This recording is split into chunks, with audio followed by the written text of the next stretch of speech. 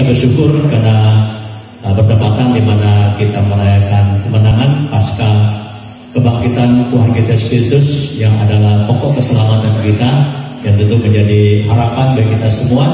Melalui kuasa kemenangan Kristus, Tuhan akan memberikan kekuatan yang baru, baik dalam kita menjalankan kehidupan kita hari demi hari, maupun juga kita boleh terus menjadi saksi-saksi Tuhan di tengah-tengah dunia ini. Bersama kasih Tuhan, kita akan memulai rangkaian ibadah kita pada pagi hari ini.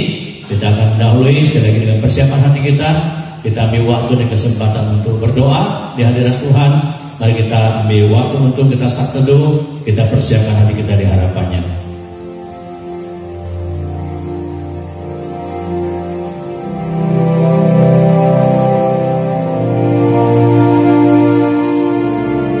Marilah kita sejenak tenangkan diri di hadapan Tuhan. Biarlah Roh Kudus memimpin kita dalam hadirat-Nya. Karena Yesus yang sudah mati dan bangkit itulah menjadi pokok pengharapan kita. Kita mengarahkan hati percaya kita, sepenuhnya hidup kita kenal tangan Dia yang berkuasa atas kehidupan dan kematian. Dialah Tuhan penebus kita yang memelihara kita dengan sempurna hari demi hari. Berbahagialah setiap orang yang berlindung kepada Dia, yang berharap dan bersandar kepada Dia dalam segala waktu, dalam segala keadaan. Kiranya hari ini saudara boleh mengalami kekuatan kemenangan yang baru bersama Kristus Tuhan kita sudah mati dan bangkit itu. Sehingga hari ini kita semua tetap bersukacita, sekalipun di tengah-tengah peperangan rohani yang kita hadapi bersama. Allahku, Allahku, mengapa Engkau meninggalkan aku? Aku berseru tetapi Engkau tetap jauh dan tidak menolong aku. Allahku, aku berseru-seru pada waktu siang, tetapi Engkau tidak menjawab. Dan pada waktu malam tetapi tidak juga aku tenang. Padahal Engkau yang kudus, yang bersemayam di atas tahta puji-pujian orang Israel. Kepadamu nenek moyang kami percaya, mereka percaya dan Engkau meluputkan mereka.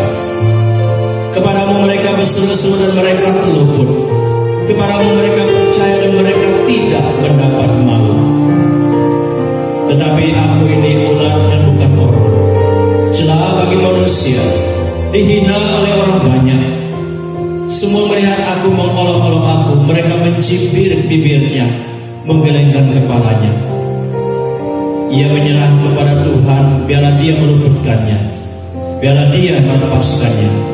Bukankah Dia berkenan kepadanya? Ya, Engkau yang mengeluarkan aku dari kandungan, hingga membuat aku aman pada dada ibuku. Kepadamu aku diserahkan sejak aku lahir, sejak dalam kandungan ibuku. Engkau Allahku. Janganlah jauh daripadaku, sebab kesulitan telah dekat dan tidak ada yang menolong. Itulah Kristus Tuhan kita yang telah dinubuatkan, yang akan lahir dan akan mati dan bangkit antara mati untuk menjadi juru selamat bagi dunia ini. Bapa, berkatilah ibadah kami pada hari ini. Berkatilah seluruh umat-Mu, orang-orang percaya dimanapun yang beribadah hari ini. Sekalipun secara fisik kami terbatas untuk datang ke gereja bersama-sama, namun di mana anak-anak Tuhan berhimpun bersekutu bersama-sama, Tuhan hadir di tengah-tengah kami semua. Demikian juga Engkau berkati ibadah bersama keluarga besar GKI Jembatan Kesinta pada hari ini. Kiranya Tuhan melawati semua kami, mengurapi kami semua yang Tuhan percayakan untuk melayani, memberkati semua sarana prasarana kami gunakan beribadah, dan memberkati semua sedang jemaat-Mu dimanapun kami berada. Terima kasih. Memohon berkat atas ibadah dan tuntunan pertolongan Tuhan. Di dalam nama Yesus Tuhan kami berdoa. Haleluya. Amin. Sekali lagi shalom Bapak Ibu yang saya kasih dalam Tuhan Yesus Kristus. Saya percaya sukacita Tuhan yang mengalir di hati kita. Amin. Bapak Ibu, mari kita berdiri bersama-sama. Bapak Ibu yang ada di rumah, mari lihat kiri kanan kita, berikan senyum terbaik. Karena orang yang bersukacita pasti ada senyum terindah yang terpancar dari hidup kita. Amin. Bapak Ibu Saudara yang saya kasih, hari ini merupakan hari sukacita dan kemenangan bagi kita. Karena firman Tuhan berkata, Yesus Kristus yang telah mati dan hari ini Dia boleh bangkit memberikan kemenangan kepada setiap kita.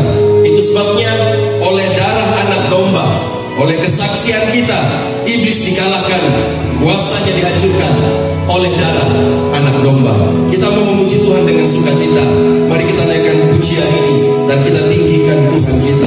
Oleh darah anak domba, mari kita tepuk tangan bersama-sama. Haleluya. Amin. Haleluya. Saya percaya ada sukacita Tuhan mengalir di tengah-tengah kita. Karena hari ini adalah hari kemenangan bagi kita. Amin. Iblis dikalahkan, kuasanya dihancurkan oleh darah anak domba. Mari memuji Tuhan dengan sukacita. Kita katakan sama-sama, sekarang telah tiba. Amin.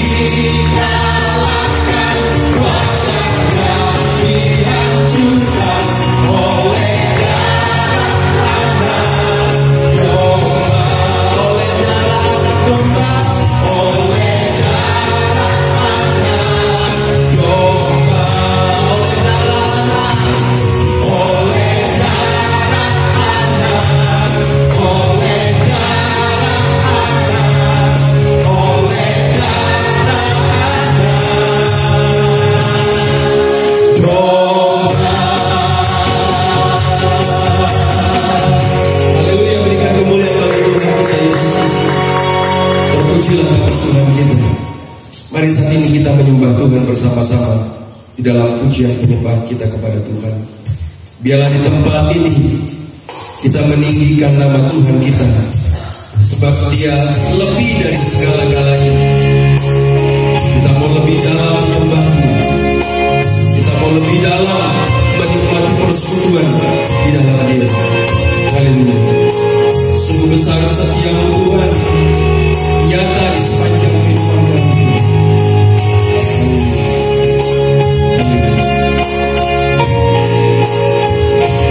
Mari kita menyembah Tuhan bersama-sama.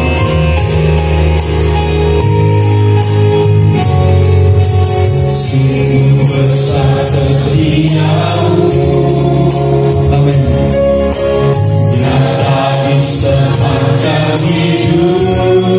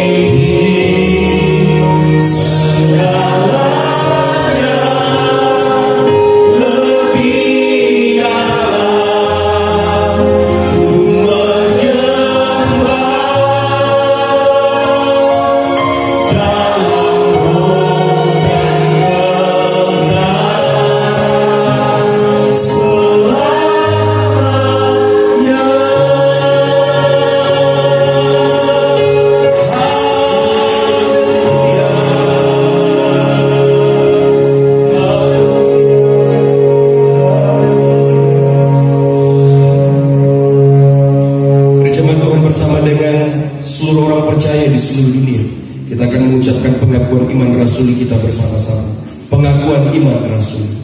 Aku percaya kepada Allah Bapa yang Maha Kuasa, Khalik langit dan bumi, dan kepada Yesus Kristus, anaknya yang tunggal Tuhan kita, yang dikandung daripada Roh Kudus, lahir dari anak darah Maria, yang menderita di bawah pemerintahan Pontius Pilatus, disalibkan, mati dan dikuburkan, turun ke dalam kerajaan maut pada hari yang ketiga, bangkit pula dari antara orang mati, naik ke surga, duduk di sebelah kanan Allah, Bapa yang Maha Kuasa, dan akan datang dari sana untuk menghakimi orang yang hidup dan yang mati. Aku percaya kepada Roh Kudus, gereja yang kudus dan am, persekutuan orang kudus, pengampunan dosa, kebangkitan tubuh, dan hidup yang kekal. Amin. Jemaat Tuhan dipersilakan duduk kembali. Bapak Ibu, saudaraku yang terkasih, kita melanjutkan pujian kita. Saya rindu membawa kita menyanyi dari nyanyian kemenangan iman nomor 196, Sejak Ku Tertebus. Kita menyanyi seluruh ayat dari pujian ini sampai dengan ayatnya yang kelima. Kemenangan iman nomor 196, Sejak Ku Tertebus.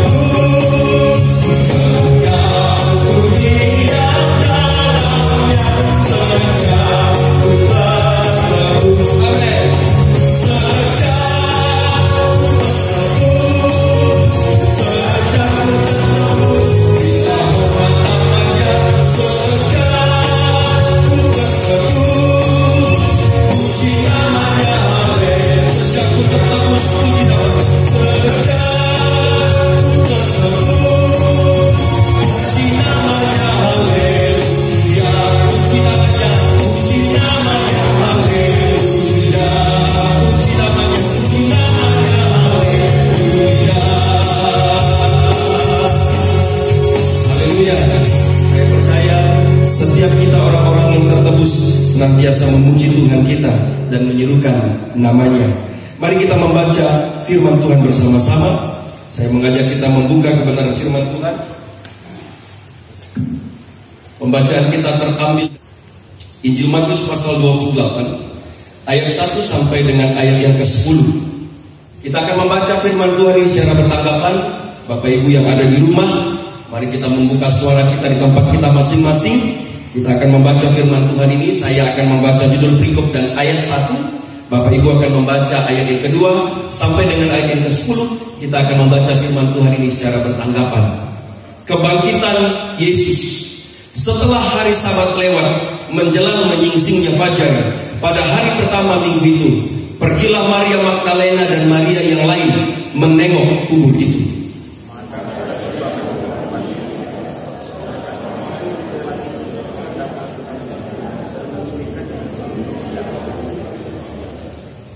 Wajahnya bagaikan kilat dan pakaiannya putih bagaikan salju.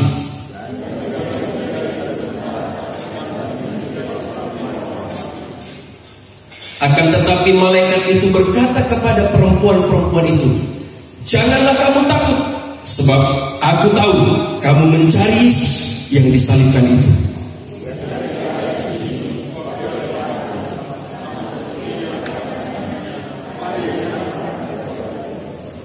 Dan segeralah pergi dan katakanlah kepada murid-muridnya bahwa ia telah bangkit dari antara orang mati. Ia mendahului kamu ke Galilea. Di sana kamu akan melihat dia. Sesungguhnya aku telah mengatakannya kepadamu."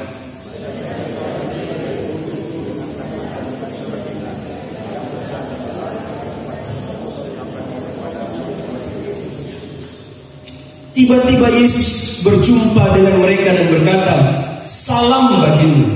Mereka mendekatinya dan memeluk kakinya serta menyembahnya.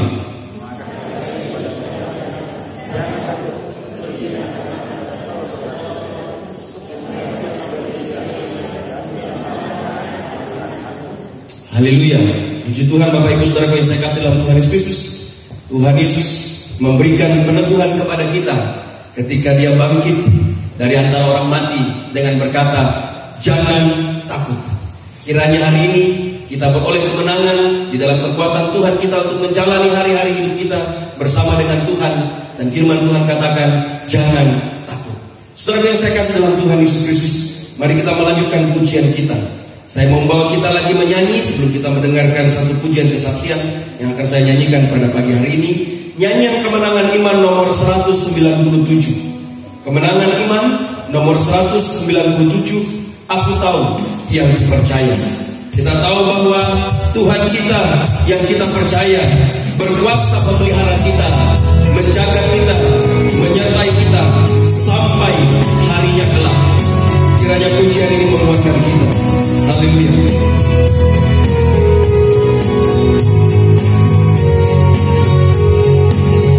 Mari nyanyikan sama-sama. Ku heran Allah mau memberi. Ku heran Allah mau memberi rahmat-Nya padaku. Dan Kristus sudi menebus yang hina padaku. Aku tahu yang ku percaya dan aku yakin dan kuasanya. Dia jaga yang ku taklukkan hingga harinya kelak. Ku heran oleh rahmat-Nya, hatiku beriman, dan oleh kuasa sayangnya jiwaku pun tenang. Aku tahu yang ku percaya dan aku yakin dan kuasanya. Dia jaga yang ku taklukkan hingga harinya kelak. Ayat ketiga. Ku heran oleh Roh Kudus, ku sadar dosaku.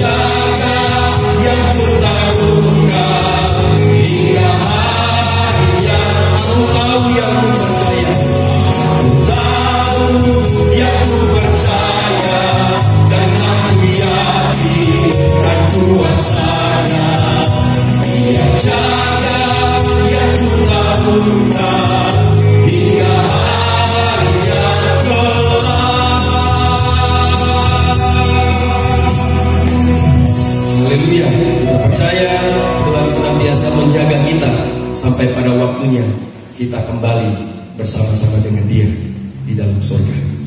Satu nyanyian pujian yang akan saya bawakan untuk dinyanyikan pada pagi hari ini. Kiranya pujian ini memberikan peneguhan kepada kita. Kiranya pujian ini boleh memberkati kita.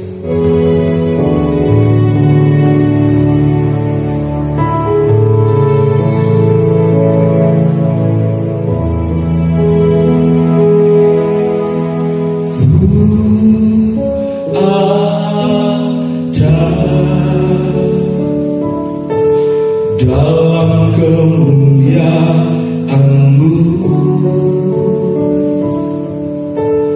dalam kebenaran-Mu,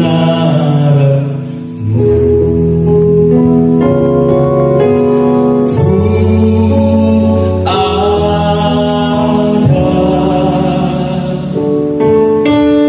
bukti penebusan-Mu.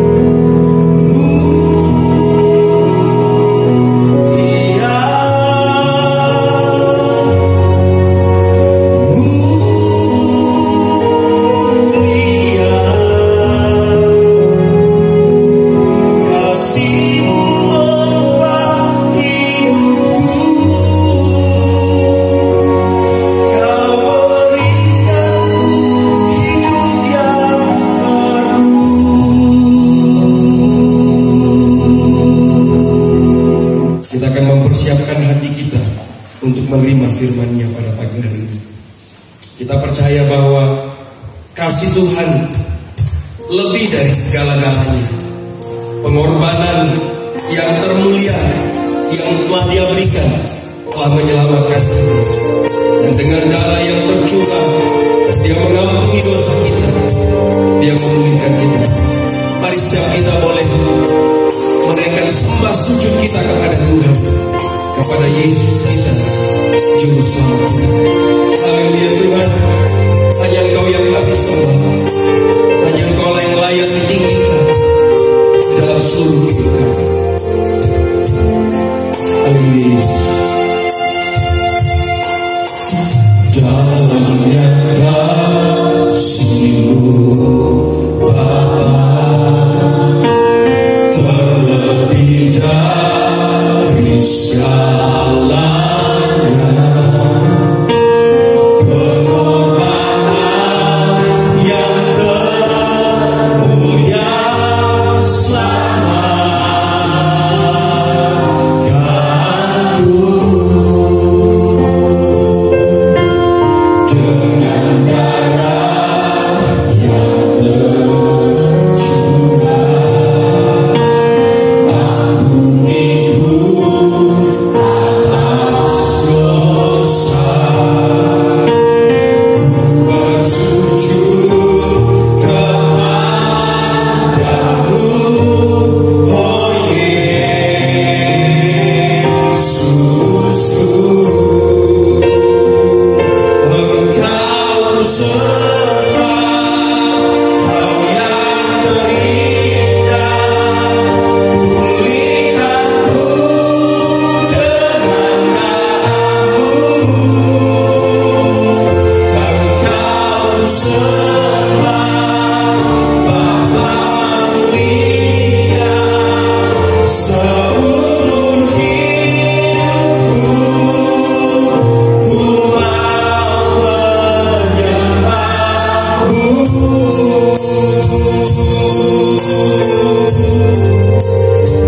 Terima kasih Tuhan buat karya salib-Mu bagi kami, sehingga kami boleh layak menyembah-Mu Tuhan. Terima kasih Yesus, terima kasih. Mari kita mau katakan kepada Tuhan, dengan darah yang tercurah Tuhan, Engkau mengampuni dosa-dosa kami. Haleluya, haleluya, haleluya.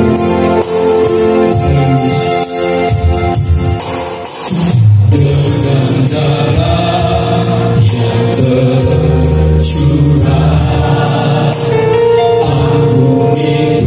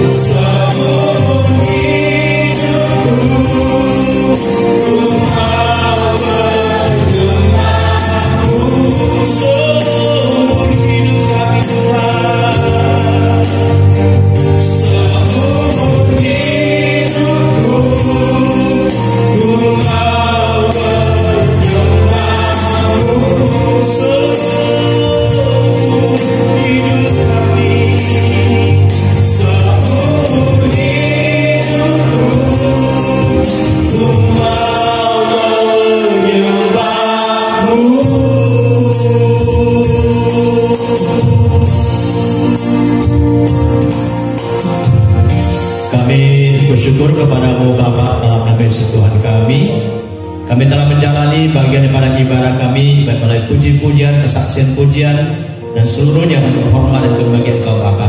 Di masa di mana kami akan mendengarkan berita firman-Mu, mendengarkan uraian dan penjelasan daripada firman-Mu. Kiranya Tuhan menolong kami supaya ayat firman yang kami baca, keberkatan kami pikirkan, kami pelajari. Roh Kudus Tuhan menolong kami untuk dapat memahami dan urapi hamba-Mu dan hikmat kuasa daripada Tuhan, sehingga sebagai alat datang Engkau dapat menjelaskan apa yang termaksudkan dalam firman-Mu. Kami siap untuk mendengar. Mari Tuhan bersabda dan berbicara kepada kami. Demi nama Yesus Tuhan kami berdoa. Haleluya. Amin. Shalom.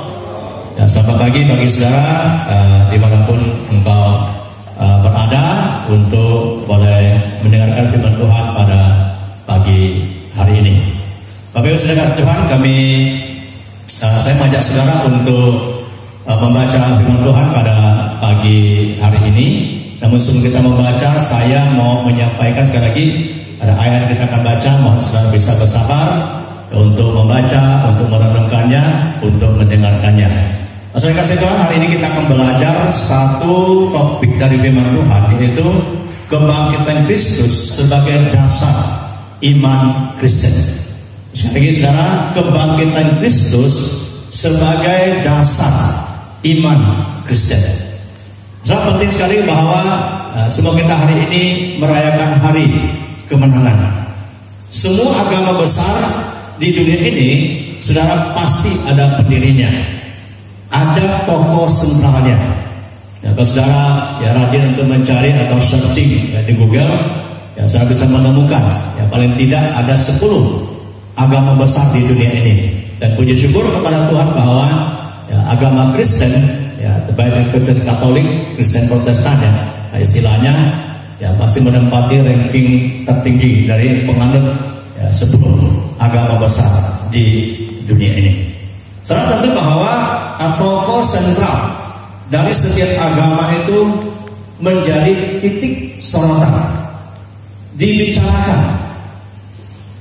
Dan terutama setelah yang bersangkutan mati ya, lalu bahwa pengajarannya, kehidupannya ya banyak dibicarakan.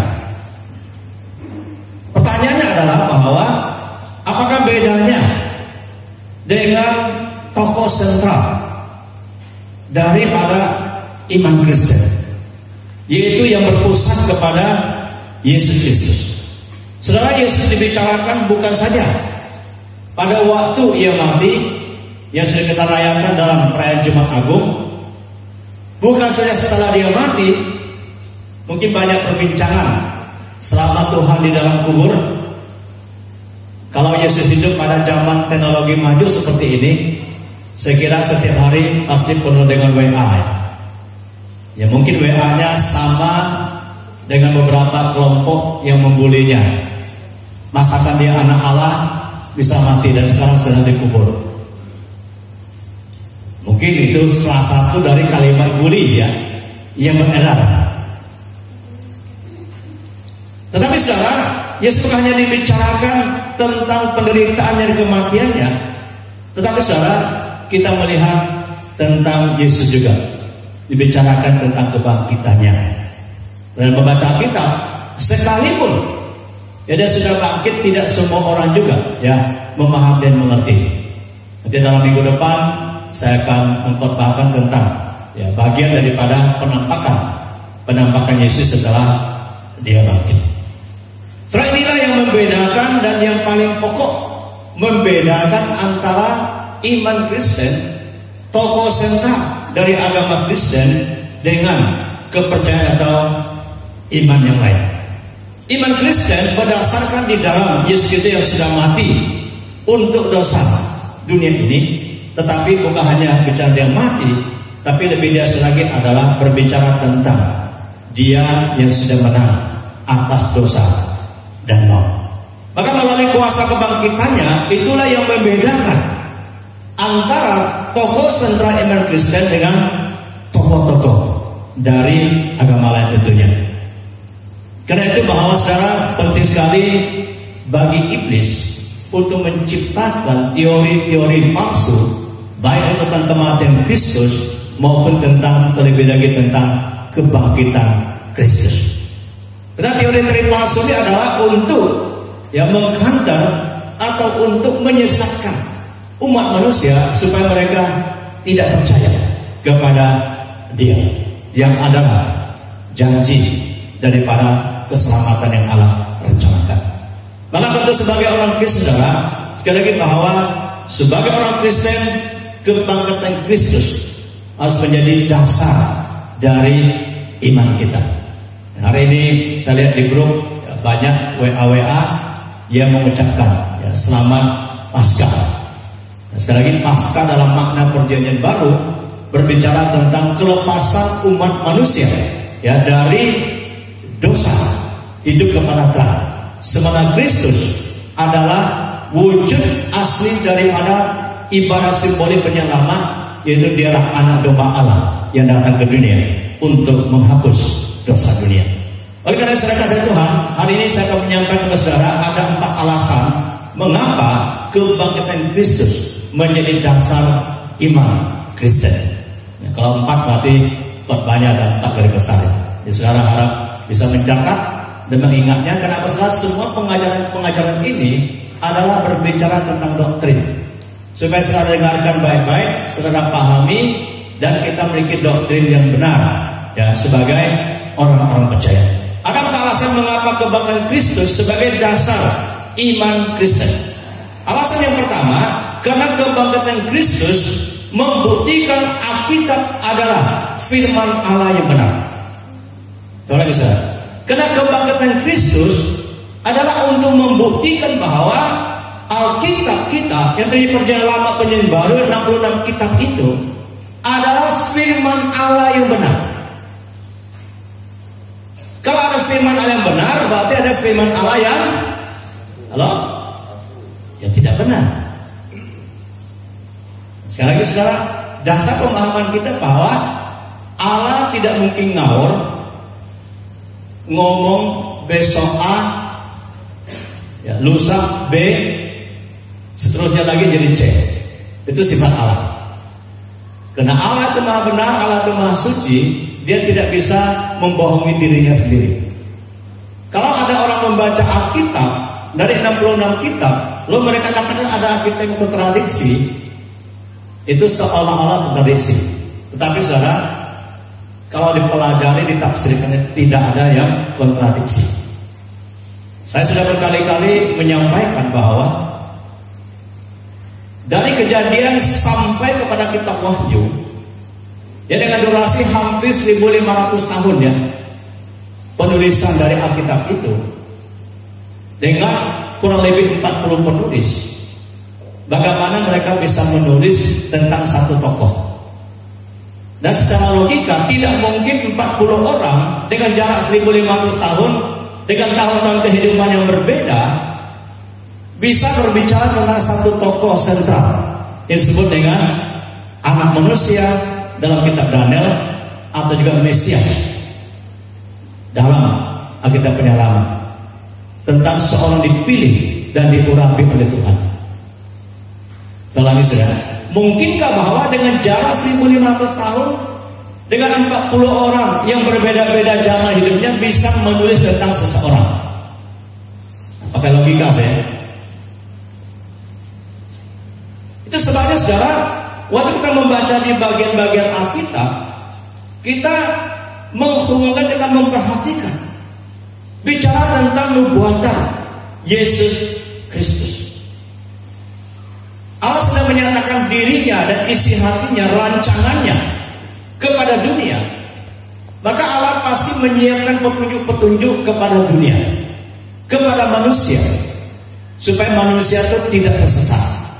Maka diberilah firman-Nya melalui nabi-nabi yang diurapi, melalui rasul-rasul diurapi, melalui orang yang dipilih, yang diurapi, dituntun, diilhami, dikontrol sepenuhnya oleh Roh Kudus, sehingga mereka mencatat baik itu sejarah perjalanan bangsa Israel, sejarah perjalanan Yesus, pelayanan Yesus, sejarah gereja, peneguhan gereja, itu adalah diilhami, diwahyukan Roh Kudus untuk menulis. Maka itu kemudian menjadi Alkitab yang ada di tangan kita. Tentu kalau saya belajar dalam ilmu teologi atau sejarah gereja, ya ada masa-masa yang disebut dengan pengkanonan Alkitab. Masalah penting saudara, di hari Jumat yang lalu, dan juga kalau saya membaca di bagian Alkitab, memang saya menemukan bahwa bicara tentang kematian Kristus begitu banyak ayat-ayat, ya. Tetapi saudara, pertanyaannya, kalau perjanjian lama atau nabi-nabi penyelamat hanya bicarakan tentang Mesias yang mati dan kemudian tidak bicara kebangkitan, maka itu ya, sangat berbahaya. Kalau hanya kita bicara tentang Yesus yang mati saja, walaupun kita tahu dia mati karena dosa kita, kalau Yesus tidak bangkit, maka saudara, iman Kristen menjadi apa? Sia-sia. Saudara, di dalam kitab 1 Korintus pasal 15, minggu lalu kita sudah membaca. Saya lagi sudah membaca, minta maaf, hari ini ada berapa Alkitab, bagian Alkitab yang kita buka. Ya, saudara mengikuti rangkaian pengajaran firman Allah ini dengan baik. Ya, baik saudara yang ada di rumah, ya tolong Alkitabnya dibuka. 1 Korintus pasal 15. Saya langsung lompat di ayat 3 dan ayat ke-4. Sebab yang sangat penting telah kusampaikan kepadamu, yaitu apa yang telah kuterima sendiri, ialah bahwa Kristus telah mati karena dosa kita sesuai dengan kitab suci. Ayat 4. Bahwa ia telah dikuburkan dan bahwa ia telah dibangkitkan pada hari yang ketiga sesuai dengan kitab suci. Terperhatikan Paulus berkata, saya beritahu kepada saudara-saudara sekalian tentang Injil yang maha hebat, bahwa Yesus Kristus, itu bahasa Yunani-nya Kristus, bahasa Ibrani-nya Mesias, atau diterjemahkan jadi Mesias.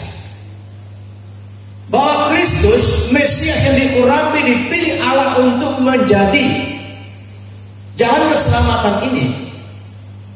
Dia manusia telah dinubuatkan, dibicarakan dalam perayaan Natal, yang lahir dari seorang anak gadis. Maka dikatakan bahwa kematiannya pun sudah dibicarakan sesuai dengan kitab suci. Kitab mana? Kitab Perjanjian Lama. Bukan hanya kematian, tapi juga dikuburkan dan dibangkitkan juga sesuai dengan kitab suci.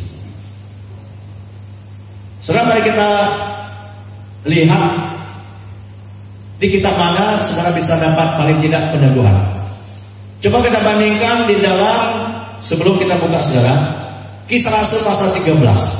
Kita lihat dari apa yang sekali Paulus bicarakan. Kisah Rasul pasal yang ke-13.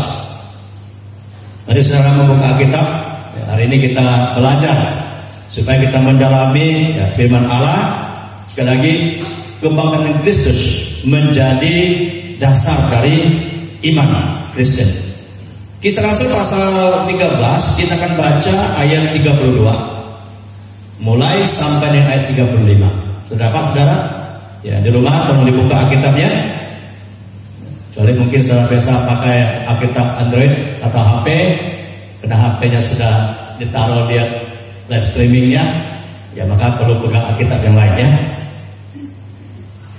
Kisah Rasul pasal 14 ayat 32 seterusnya berkata demikian.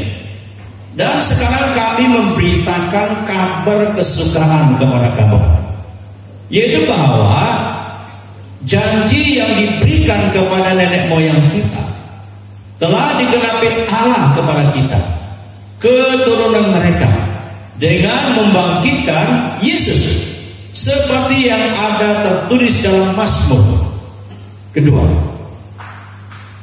Anakku engkau, aku telah memperanakan engkau pada hari ini. Jadi saya bisa lihat di bawah Alkitab di rumah ya, itu ada ayat paralelnya di mana. Allah telah membangkitkan dia dari antara orang mati, dan ia tidak akan diserahkan kembali kepada kebinasaan. Hal itu dinyatakan oleh Tuhan dalam firman ini. Aku akan menggenapi kepadamu janji-janji yang kudus yang dapat dipercayai, yang telah aku berikan kepada Daud. Sebab itu ia mengatakan dalam Mazmur yang lain, Engkau tidak akan membiarkan orang kudusmu melihat kebinasaan. Sebab Daud melakukan kehendak Allah pada zamannya, lalu ia mangkat dan dibaringkan di samping nenek moyangnya, dan ia memang diserahkan kepada kehinaan. Tetapi Yesus yang dibagikan Allah tidak demikian. Saudara, maksud daripada Paulus ini adalah bahwa untuk menjelaskan apa yang dikatakan oleh Daud, yaitu di dalam Mazmur yang ke-16. Kita sudah bisa buka di sana. Depannya saya bisa membaca ayat 8 sampai 10, tapi ada di ayatnya yang ke-10. Di dalam Mazmur yang ke-16 ini yang dikutip oleh Paulus untuk memberikan pemahaman bahwa Daud bukan bicara tentang dirinya, tapi dia menubuat tentang Mesias itu. Mazmur yang ke-16 ayat yang ke-8 sampai 10, depannya di ayat 10. Demikian firman Tuhan. Aku sentiasa memandang kepada Tuhan, karena Ia berdiri sebelah kananku, aku tidak goyah. Sebab itu hatiku bersukacita dan jiwaku bersorak-sorak, bahkan tubuhku akan diam dengan tenang. Sebab Engkau tidak menyerahkan aku ke dunia orang mati, dan tidak membiarkan orang kudusmu melihat kebinasaan. Memang saudara, kalau waktu kita membaca dalam Mazmur ini, kita hanya berpikir itu adalah nyanyian Mazmur Daud tentang dirinya.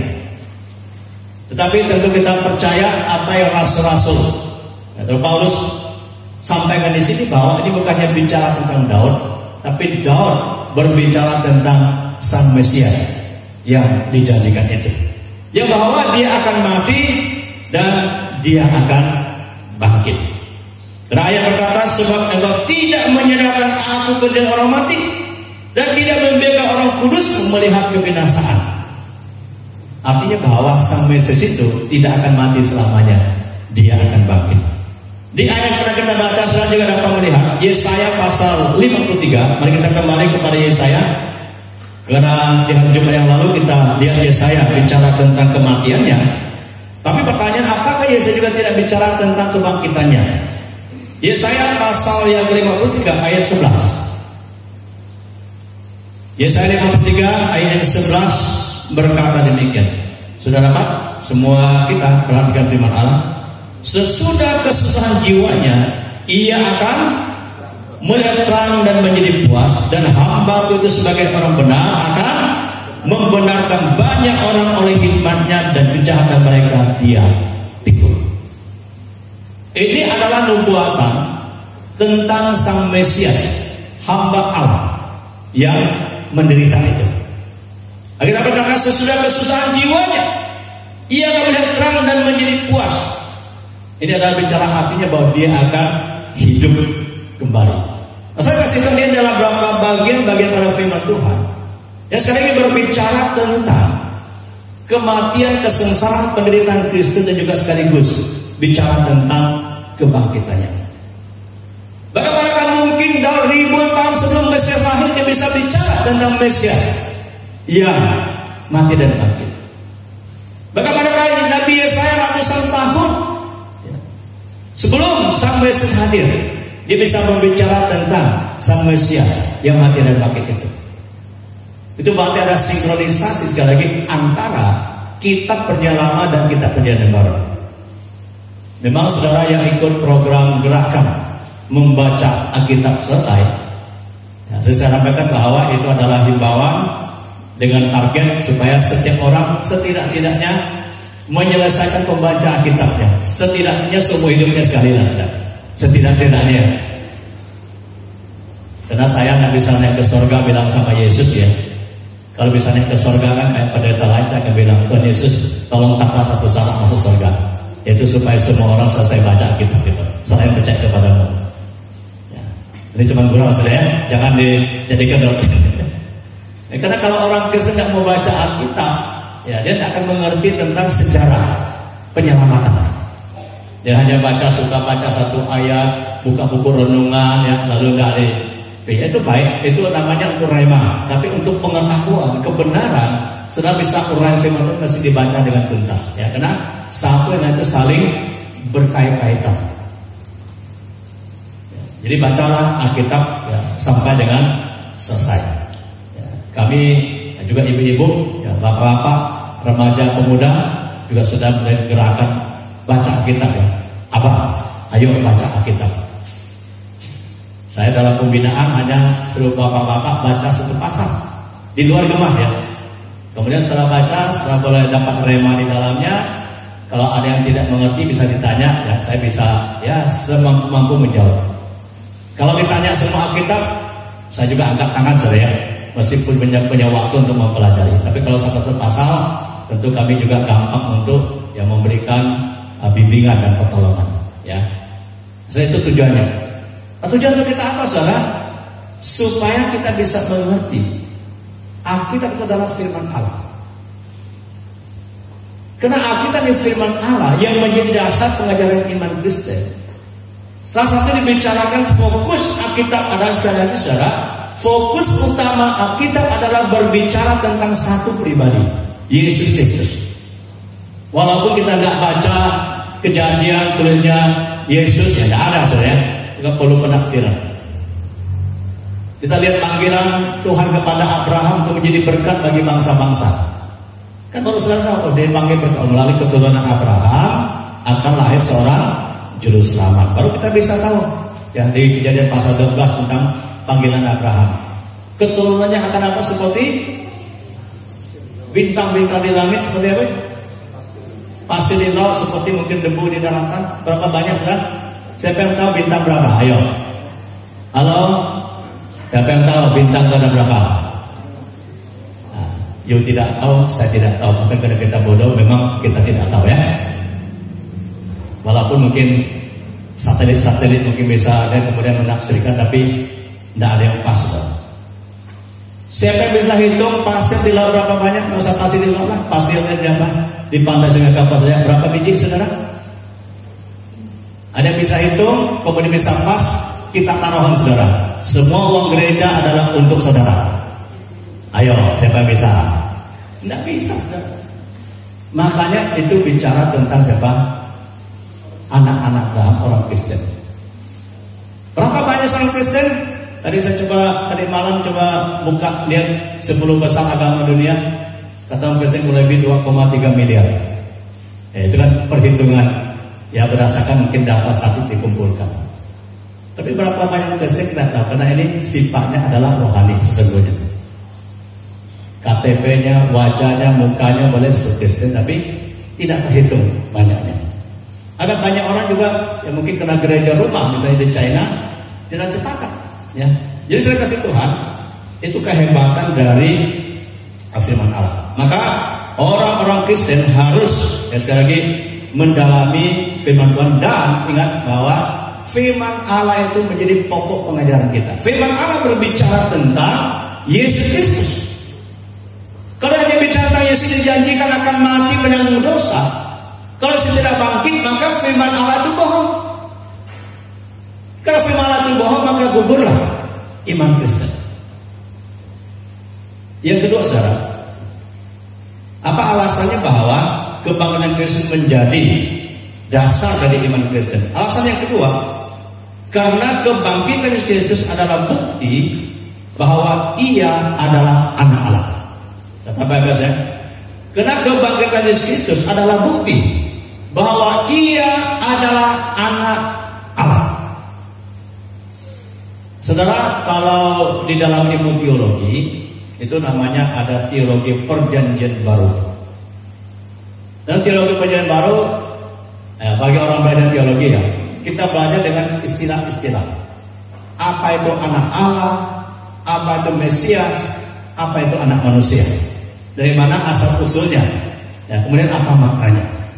Tetapi saudara tidak usah bingung. Ya. Kita ini kadang-kadang dengan sebuah bahasa, kadang-kadang kita seolah-olah terbatas. Kadang-kadang kita hanya lantas ikut satu kata yang menurut konsep kita. Jadi kalau saudara membaca di Alkitab, mau dia itu pemimpin-pemimpin agama Yahudi, mau dia itu murid-murid Yesus, bahkan mau dia itu setan sekalipun, mereka tahu waktu menyebut apa itu anak Allah. Betul ya? Coba baca dari kitab. Engkau Mesias anak Allah, engkau Mesias anak Allah. Maka mereka semua paham bahwa yang disebut anak Allah itu berarti dia adalah menyamakan diri dengan Allah. Salah satu alasan mengapa Yesus disalib adalah karena dikatakan oleh pemimpin agama Yahudi, lihatlah, dia mengaku diri anak Allah, berarti dia menyamakan diri dengan Allah. Itu konsepnya pada masa itu tidak ada kabur. Lo kalau sekarang menangkap konsep masa Allah itu beranak, Allah itu punya anak, lo sekarang terpengaruh dengan bahasa seolah-olah anak itu adalah lahir secara lahiriah. Allah itu menyatakan bahwa dialah Allah. Maka saya memulai para pekarya itu dengan membaca kitab Yohanes. Supaya apa? Supaya kita tahu Matius, Markus, Lukas kita sebut dengan Injil sinopsis. Artinya bahwa menyerupai Yesus ya hampir sama ya. Dari dia seorang yang lahir dari rahim Maria, seorang manusia. Tetapi Yohanes memberikan pengertian lain. Siapakah Yesus dalam Injil Yohanes? Halo? Pada mulanya adalah Firman. Firman itu bersama-sama dengan Allah, dan Firman itu adalah Allah. Firman itu menjadi manusia. Apa artinya saudara? Pada mulanya adalah Firman. Artinya bahwa Allah dari kekal dalam dirinya ada Firman. Dengan Firman yang menciptakan dunia ini. Kalau kira-kira saya gambar gini, kalau setelah manusia lahir, dia langsung bisa bicara. Berarti dalam dirinya ada perkataan. Nah, makanya minta maaf kembali lagi saudara, yang berapa bulan lalu ya, yang dibohongi dengan telur rebus ya. Katanya ada anak lahir, lalu kemudian langsung ngomong supaya kebal terhadap COVID, anti COVID maka harus rebus telur. Semua orang rebus telur. Gara-gara bilang ada anak lahir bisa langsung ngomong. Saya belum pernah juga ketemu di sini ya orang lahir langsung bisa ngomongnya. Di Alkitab pun tidak dicatat Yesus lahir langsung ngomong ya. Nggak dicatat. Nah, kalau ada yang naksirkan ya itu urusan dia. Kita bahasa kama-kama yang tidak ditulis. Tapi maksud Yohanes adalah begini saudara, Allah itu kekal adanya. Dia Allah yang hidup. Dia punya firman dalam dirinya. Maka dengan firman dia menciptakan dunia. Maka dengan firman dia Allah yang berbicara, berinteraksi.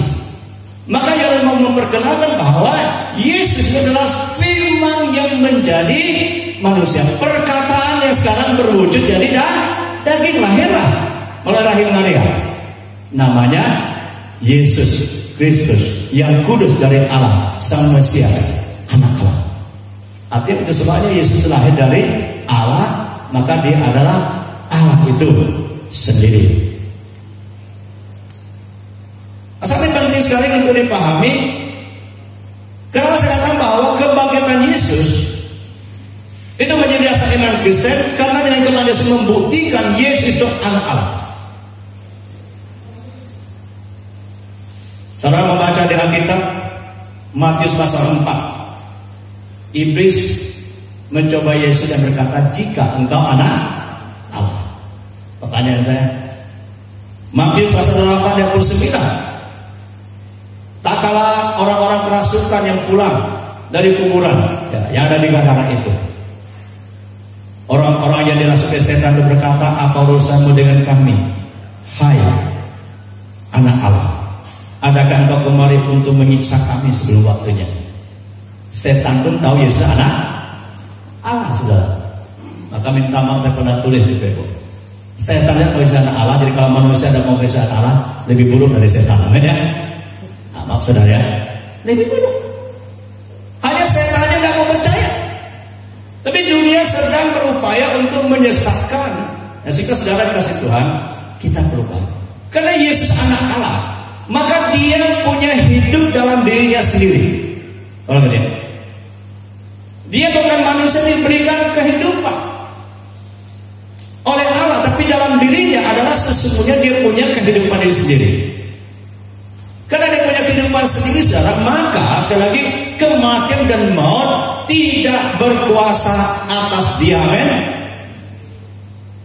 Maka dalam kebahasan jemaat yang lalu, saudara, jangan orang berkata karena jasa Yudas maka Yesus mati. Jasa pemimpin-pemimpin agama Yahudi, jasa Pontius Pilatus. Bukan, saudara. Secara pemahaman yang dalam, secara falsafah, sesungguhnya bahwa salib itu memang tempat untuk menghukum orang mati. Tapi Yesus sesungguhnya bahwa tidak akan mati karena tersalib. Sesungguhnya oleh siapapun menyalibkan dia. Karena apa, saudara? Karena dia berkuasa atas nyawanya sendiri. Hanya karena dia menyerahkan nyawanya, baru dia bisa mati. Jadi artinya begini, saudara, tidak seorang pun, tidak oleh alasan apapun Yesus bisa mati oleh faktor di luar dirinya. Yesus hanya bisa mati karena kita berkata dia menyerahkan nyawanya, dan juga sekaligus menyerahkan, dan juga dia punya hak, dan juga dia bisa hidup kembali. Saya tunjukkan ayatnya kepada saudara. Mari kita lihat Yohanes pasal 10. Yohanes pasal 10 ayat 17-18.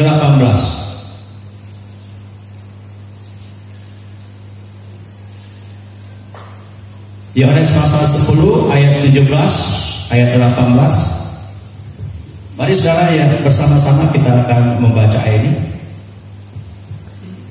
Sudah Pak? Ya, Pak saudara dimanapun berada, saudara di rumah buka Alkitabnya, kita baca Yohanes 10 ayat 17-18. 1, 2, 3. Bapa mengasihi aku oleh karena aku memberikan nyawaku untuk menerimanya kembali. Tidak seorang pun mengambilnya daripadaku, melainkan aku memberikannya menurut kehendakku sendiri. Aku berkuasa memberikannya dan berkuasa mengambilnya kembali. Inilah tugas yang kuterima dari Bapa.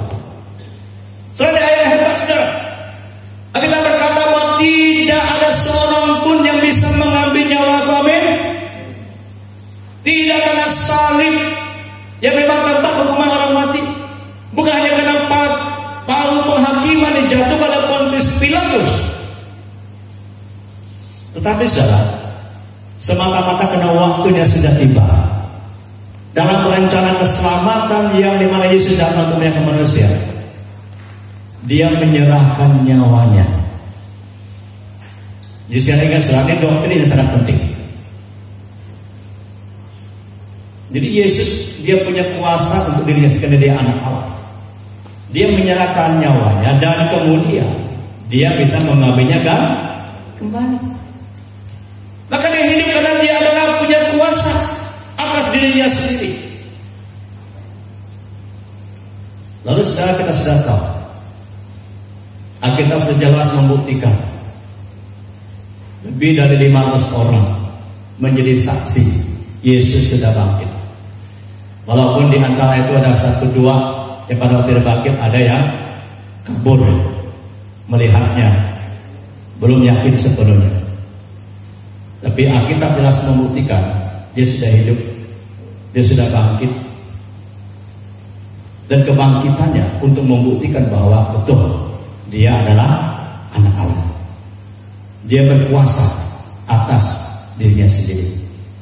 Karena dia anak Allah, dia merelakan nyawanya ya untuk menggantikan dunia berdosa ini. Saudara bisa baca, saya hanya ajak saudara baca aja, kita tidak tafsirkan, kita tunjukkan supaya menjadi referensi. Ibrani pasal 10. Ini ayat referensi ya saudara. Kalau kita buka Alkitab kita, saya tidak khotbahkan untuk menafsirkannya, tapi hanya sebagai satu referensi ya untuk kita. Ibrani pasal yang ke-10 ayat 1 dan seterusnya. Saya baca di saya Ibrani 10 ya, kalau ada kesempatan bisa boleh baca di rumah. Ibrani pasal 10, persembahan yang sempurna. Di dalam Taurat, di dalam hukum Taurat hanya terdapat apa? Bayangan saja dari keselamatan yang akan datang. dan bukan hakikat dari keselamatan itu sendiri. Karena itu dengan korban yang sama yang setiap tahun terus-menerus dipersembahkan, hukum Taurat tidak mungkin menyempurnakan mereka datang mengambil bagian di dalamnya. Sebab jika hal itu mungkin, pasti orang tidak mempersembahkan korban lagi. Sebab mereka yang melakukan ibadah tidak sadar lagi akan dosa setelah disucikan sekali untuk selama-lamanya. Tetapi justru karena korban-korban itu, setiap tahun orang diperingatkan akan adanya dosa. Sebab tidak mungkin bahkan darah lembu jantan atau darah domba jantan menghapuskan dosa. Jadi apa yang dikerjakan antara itu hanya bayangan, simbol. Makanya waktu Yohanes Pembaptis berkata, inilah anak domba Allah yang datang menghapus dosa, inilah yang sebenarnya yang disimbolkan. Kalau Taurat itu baru DP-nya sudah ya, baru ya bukan DP, baru iklan. Ya, inilah iklan mungkin mobil yang ditawarkan ya, sudah ditulis lengkap sih memang, tapi belum kita beli, belum jadi milik kita. Nanti yang asli datang, inilah dia yang betul-betul. Ya. Ini iklannya sih. Karena itu ketika ia masuk ke dunia, ia berkata, korban dan persembahan tidak engkau kehendaki, tetapi engkau telah menyediakan tubuh bagiku. Kepada korban bakaran dan korban berdosa engkau tidak berkenan. Lalu aku berkata, sungguh aku datang dalam gulungan kitab ada tertulis tentang aku untuk melakukan kehendak-Mu, ya Allah. Di atas dia berkata, korban dan persembahan, korban bakaran dan korban berdosa tidak engkau kehendaki dan engkau tidak berkenan kepadanya, meskipun dipersembahkan menurut hukum Taurat. Dan kemudian katanya, sungguh aku datang untuk melakukan kehendak-Mu. Yang pertama dihapuskan supaya menegakkan yang kedua. Dan karena kehendaknya inilah kita telah dikuduskan satu kali untuk selama-lamanya oleh persembahan tubuh Yesus Kristus. Yang lainnya dibaca di rumah. Coba dan kemudian, sungguh aku datang untuk melakukan kehendak-Mu. Yang pertama ia hapuskan supaya menegakkan yang kedua. Apa dihapuskan? Yang korban-korban dibawa di bait Allah yang sebuah domba jantan, kambing jantan, segala macam ya, yang disembelih itu saudara, maka itu tidak lagi diperlukan. Coba kalau sampai hari ini saudara, jangan ke setiap minggu ya, 1 tahun semua orang masing-masing harus bawa domba. Saudara pasti semua jadi peternak domba ya? Dan tiap tahun akan beli domba, kita sembelih di gereja untuk menghapuskan dosa kita. Terus kalau dombanya kena virus corona habis semua, bagaimana cara orang sembahyang? Halo? Misalnya sembahyang aja. Jadi itu semua cuma simbol sudah dihapuskan. Sekarang Kristus datang untuk menegakkannya. Maka saya kasih Tuhan, Yesus yang sudah mati karena dosa-dosa kita, sekali lagi hanya karena dia menyerahkan dirinya seperti domba yang dibawa pembantaian, kata kitab Yesaya. Tapi dia berhak menyerahkan, dia juga punya hak atas kehidupan. Sekali lagi, tidak ada faktor dunia ini pun yang sesungguhnya mampu merebut nyawa Yesus. Maka dia berkata, ya, nyawaku usahakan bagimu. Dia serahkan nyawanya untuk saya dan saudara. Makanya dia serahkan tapi dia hidup. Kemudian itu menyatakan bahwa bukan saja dia kalah, bukan. Seolah-olah kalah pada waktu dia mati di kayu salib, tapi dia menang karena dia adalah anak Allah. Alasan yang ketiga, baru setengah saja. Yang ketiga, mengapa kebangkitan Kristus menjadi dasar iman Kristen? Karena kebangkitan Kristus memberikan kepastian pengampunan. Saya perhatikan ayat firman Tuhan, karena kebangkitan Kristus memberikan kepastian pengampunan. Saya baca cepat aja saudara, mari kita buka ayat firman Tuhan 1 Petrus pasal 1 ayat 3. Ya, kita buka cepat-cepat ya. Saya tidak bahas panjang-panjang di sini, hanya untuk menambahkan ayat-ayat firman Tuhan supaya menjadi dasar pemahaman kita.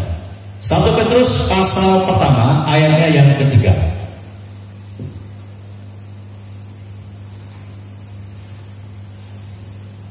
1 Petrus 1 ayat ketiga berkata demikian, terpujilah Allah dan Bapa Tuhan kita Yesus Kristus, yang karena rahmat-Nya yang besar telah melahirkan kita kembali oleh kebangkitan Yesus dari antara mati kepada suatu hidup yang penuh pengharapan.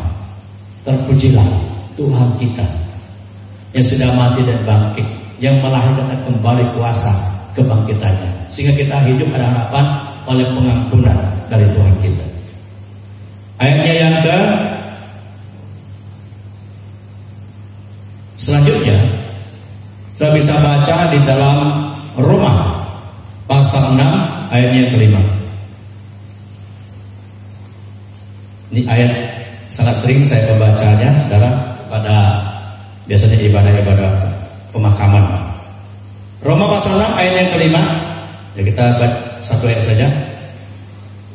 Kita berkata demikian, karena kita tahu, sebab jika kita telah menjadi satu dengan apa yang sama dengan kematiannya, kita juga akan menjadi satu dengan apa yang sama dengan kebangkitannya. Nanti kalau sudah baca Roma pasal 6, Paulus menjelaskan bahwa jika kita percaya bahwa jika kita sudah mati dan hidup, maka dosa-dosa kita sudah diampuni, maka kita juga oleh kebangkitannya, pengampunannya itu sempurna bagi kita.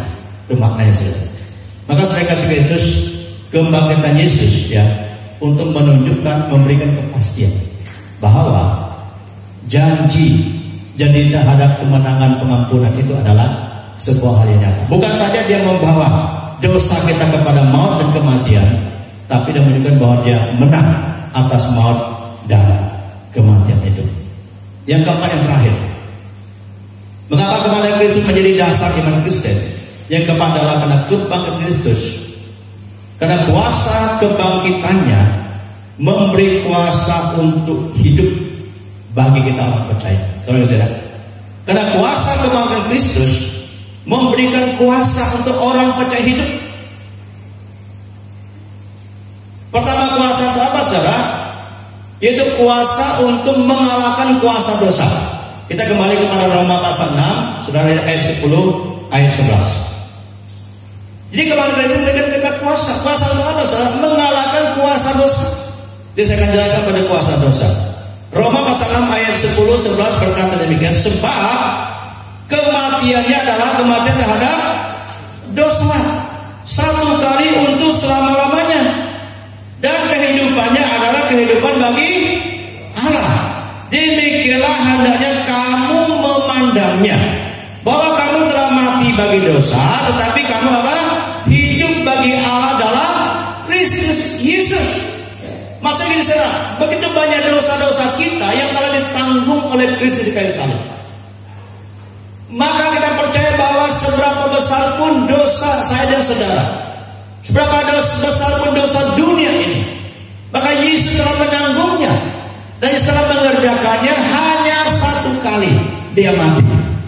Kemudian juga dia hanya satu kali bangkit pastinya. Maka hanya sekali mati, sekali bangkit.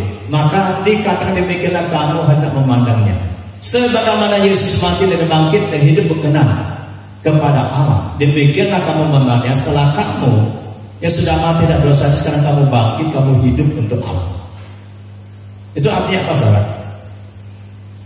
Artinya bahwa Alkitab sedang mengajarkan kepada kita ada kuasa dosa dalam diri manusia yang manusia sulit untuk mengalahkannya. Kuasa dalam diri manusia itu membuat manusia seringkali jatuh dalam dosa. Maka setelah kita bersandar kepada kuasa kebangkitan Kristus, memandang kita yang sudah mati dan bangkit itu setiap hari, menghayatinya, maka itu memberi kekuatan, kemenangan kepada kita. Itu sebabnya waktu kita melaksanakan sakramen perjamuan Tuhan, perjamuan kudus, kita berkata setiap kali kamu makan dan minum ya dari roti dan cawan ini, dari anggur ini, kamu memperingati tentang kematianku, pengorbananku bagimu. Supaya apa? Supaya kita diingatkan ya. Lebih banyak orang kadang makan minum perjamuan kudus ya hanya sebatas simbol, sebatas sakramen gereja tanpa mereka menghayati.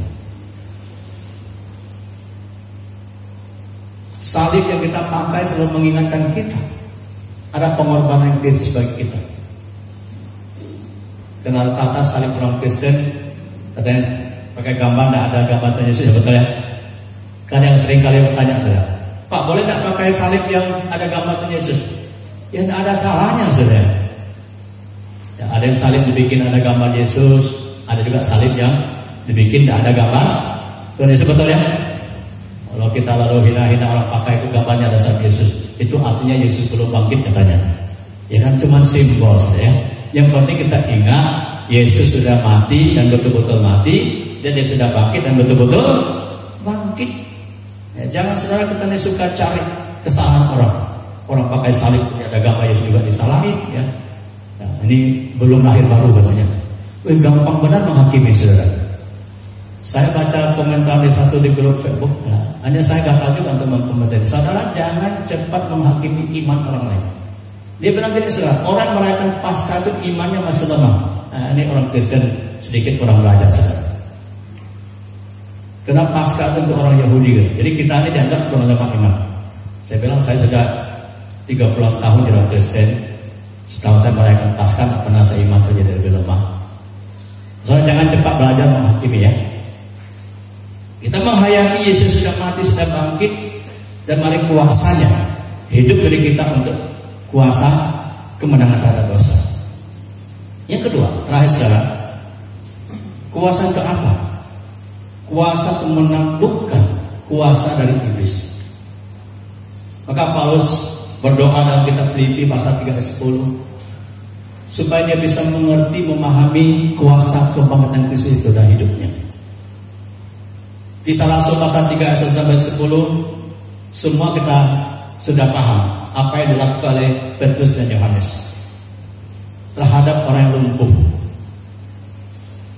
Demi nama Yesus orang Nazaret, berjalanlah. Dengan kuasa apa saudara? Dengan kuasa Yesus yang sudah bangkit itu mereka pakai untuk mengalahkan kuasa iblis di dunia ini. Maksudnya apa saudara?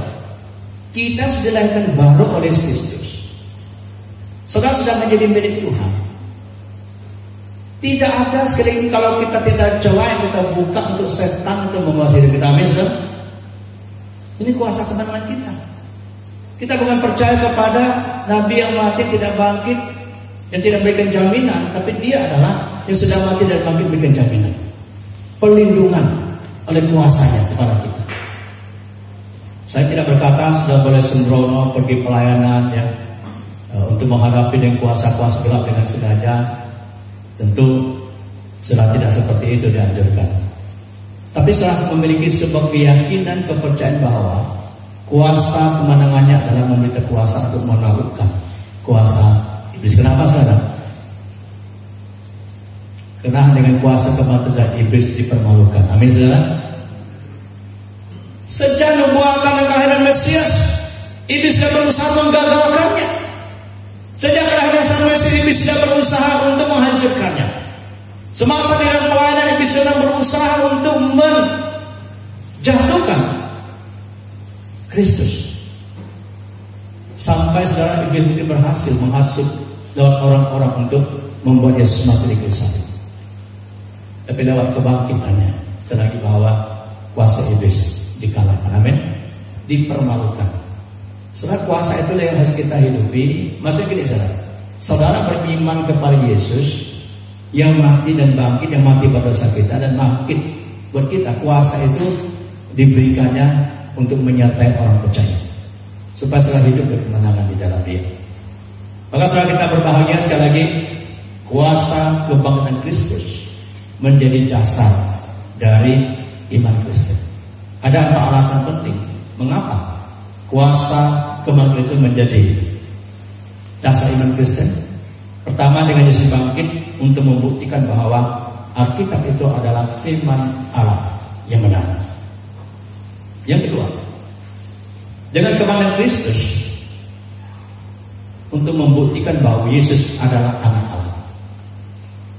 Dia bukan manusia biasa-biasa. Walaupun kita kenal dia sebagai manusia sejati, dia adalah firman yang menjadi manusia yang kudus dari Allah. Dia adalah anak Allah. Sekali lagi, tidak ada sesuatu apapun dunia bisa mencabut nyawa Yesus, hanya karena dia menyerahkannya. Karena dia menyerahkan, dia juga punya kuasa untuk hidup dalam dirinya dan bangkit dari antara orang mati. Yang ketiga, mengapa kematian Kristus menjadi dasar iman Kristen? Karena kematian dan kematian Kristus secara khusus itu memberikan kepastian pengampunan terhadap dosa umat manusia, terlebih terhadap dosa orang yang menaruh percaya kepada dia. Mengapa kematian Kristus menjadi dasar iman Kristen? Karena kuasa kebangkitannya memberi kuasa hidup bagi orang-orang percaya. Saya tidak tahu saudara seberapa engkau dan saya betul-betul mengkoneksikan hidup kita dengan Kristus yang mati dan bangkit itu. Setiap orang sedang membangun satu koneksi dengan Kristus yang sudah mati dan bangkit dan percaya kuasa kebangkitannya. Maka saudara, kuasa kebangkitannya memberi kita kuasa untuk menang lawan kuasa dosa, menang terhadap kuasa setan dan iblis. Maka saudara boleh aman dalam lindungan Tuhan terhadap setan, bukan terhadap corona saja. Corona juga perlu hikmat saudara menghadapi.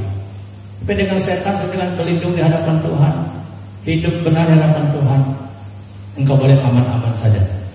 Ya, tidak ada kuasa-kuasa gelap yang bisa mencabut nyawa kita. Amin saudara. Orang sudah lahir baru dengan Kristus, tidak pernah setan saya berkata berulang-ulang, setan tidak akan pernah mau kita mati kecuali orang di dalam Kristus. Itu perlindungan Tuhan yang maha besar bagi orang percaya. Kita tidak bertaruh ilmu tentunya, tapi saudara jangan takut santek guna-guna. Ya, siapa tahu saudara punya anak gadis cantik, jangan-jangan anak gadis saya disantek di guna-guna nanti ya. Saudara takut hidup di dalam Tuhan, hidup lahir dalam Kristus, kita dijaga dengan kuasa kebangkitannya, memberi kuasa jaminan dalam hidup kita. Amin saudara. Kiranya Tuhan memberkati saudara, dan biarlah di hari yang berbahagia ini kita boleh sungguh diteguhkan oleh Tuhan. Mari kita berdoa. Kami bersyukur kepada-Mu Bapa dalam nama Yesus. Kalau hari ini Tuhan beri kami kesempatan kembali ada di hadirat Tuhan, bersekutu bersama-sama, biar Roh Kudus Tuhan yang meneguhkan dan mematahkan seluruh kebenaran yang sudah kami pelajari. Pujilah Bapa, terima kasih yang memberkati seluruh umat-Mu, anak-anak-Mu. Biarlah Tuhan lawati kami masing-masing untuk memberi kami pemahaman dan kebenaran, dan kami semakin hidup di dalam kebenaran. Hamba tahu mungkin di tengah-tengah situasi ekonomi saat ini ada sidang jemaat yang mereka sedang dalam kesulitan. Tuhan tolong mereka. Ada mereka dalam kekurangan, Tuhan mencukupkan kebutuhan mereka.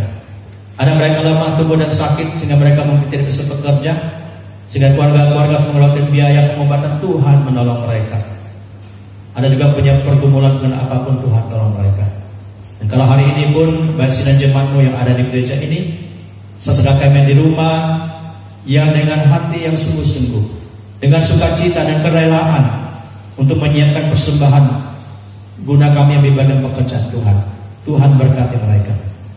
Kami tahu bahwa kami memberi bukan karena jumlah, tapi Tuhan melihat motivasi, kerelaan kami, iman dan percaya kami, kasih kami kepada Tuhan. Maka Bapa berkenan untuk menerima, memberkati dan menguruskannya, dan menjadikan alat yang berarti bagi kemuliaan Tuhan. Terima kasih doa kami Bapa. Di dalam nama Yesus kami berdoa, mengucap syukur, berterima Tuhan dan persembahan yang anak akan berikan nanti. Di dalam nama Yesus kami berdoa, dan kami akan akhiri doa ini untuk mengingat kepada doa yang saya ajarkan kepada murid-murid-Mu dan juga kepada kami orang percaya. Bapa kami di surga, dikuduskanlah nama-Mu, datanglah kerajaan-Mu, jadilah kehendak-Mu di bumi seperti di surga. Berilah kami pada hari ini makan kami secukupnya. Ampunilah kesalahan kami seperti kami juga mengampuni orang bersalah kepada kami. Dan janganlah kami dalam pencobaan, tetapi lepaskanlah kami daripada yang jahat. Karena punya kerajaan dan kuasa dan kemuliaan sampai selama-lamanya. Amin. Ya, saudara, terima kasih sekali untuk hadir kita.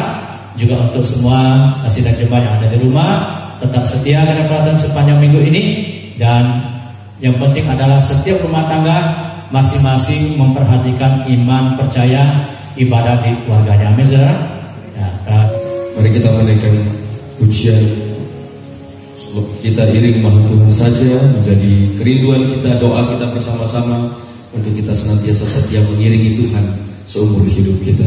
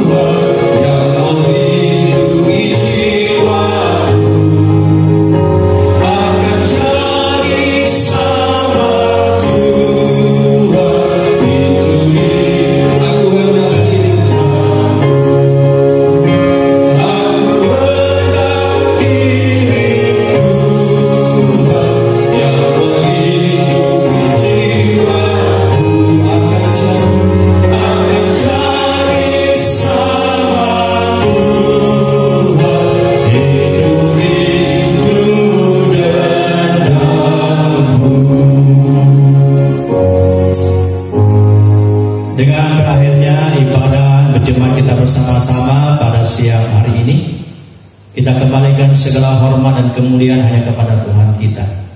Bapa, kiranya Engkau berkenan menerima seluruh sembah bakti kami, anak-anak-Mu.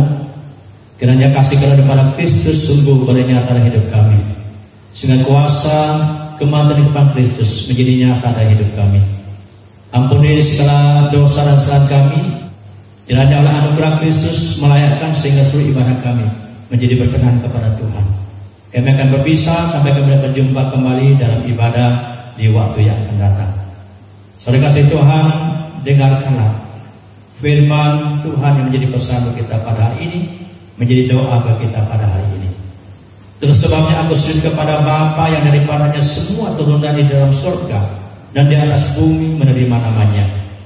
Aku berdoa supaya menurut kekayaan kemuliaannya menguatkan dan mendukung kamu oleh rohnya di dalam batinmu, sehingga oleh imanmu Kristus diam di dalam hatimu dan kamu berakar serta berdasar di dalam kasih. Aku berdoa supaya kamu bersama-sama dengan seorang kudus dapat memahami betapa lebarnya dan panjangnya dan tingginya dan dalamnya kasih Kristus, dan dapat mengenal kasih itu sekalipun ia melampaui segala pengetahuan. Aku berdoa supaya kamu dipenuhi di dalam seluruh kepenuhan Allah, bagi Dia yang dapat melakukan jauh lebih banyak daripada kita doakan atau pikirkan, seperti yang ternyata dari kuasa yang bekerja di dalam kita. Bagi Dia lah kemuliaan di dalam jemaat dan di dalam Kristus Yesus turun-temurun sampai selama-lamanya. Amin. Kiranya kasih karunia daripada Allah Bapa, anugerah dan keselamatan melalui dan di dalam Tuhan kita Kristus, oleh kepenuhan dalam tuntunan Roh Kudus, Allah Tritunggal yang Maha Esa, dalam nama Bapa, Anak, Roh Kudus, memberkati menyertai sekalian hari ini sampai selama-lamanya.